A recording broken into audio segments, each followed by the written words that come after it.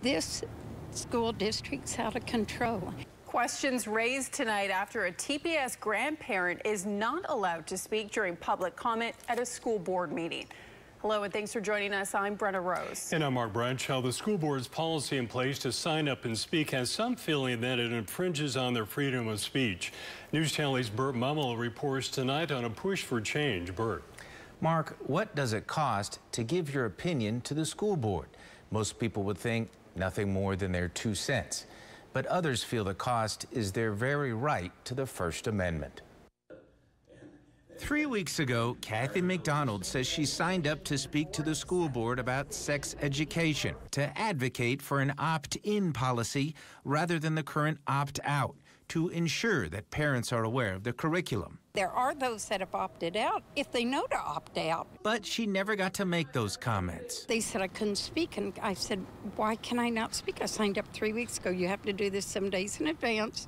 And they said, because the school's district attorney hasn't approved you to speak. Right there on the citizens' comments form under topic, it reads, subject to approval by school district attorney. A section which she hadn't initially filled out because she says she was told she didn't need to, and by the time TPS did want more information, it was apparently too late for their attorney to review. Which brings us to the real core of this story. I think a lot of people would be shocked to learn that before you're allowed to speak, it has to be approved by lawyers. Lawyers have to approve it. And I'm thinking, do I get a lawyer too? Do I get a lawyer to argue my case that I have a constitutional right to petition my government? But apparently I don't. Retired TPS teacher Michael Phillips signed up back in August to speak, and he was questioned about what he wanted to talk about. I want to talk about Alina Ashley. Well, now what do you want to say about Alina Ashley was the response to that.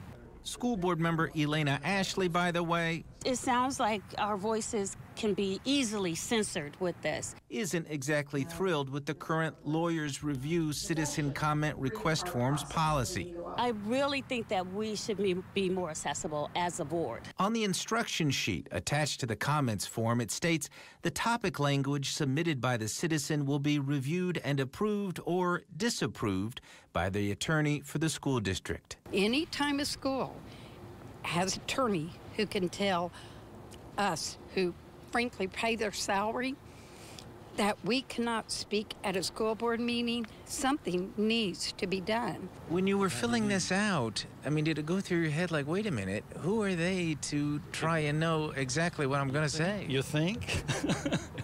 You think that was what was going through my head? Yes, that's exactly what was going through my head.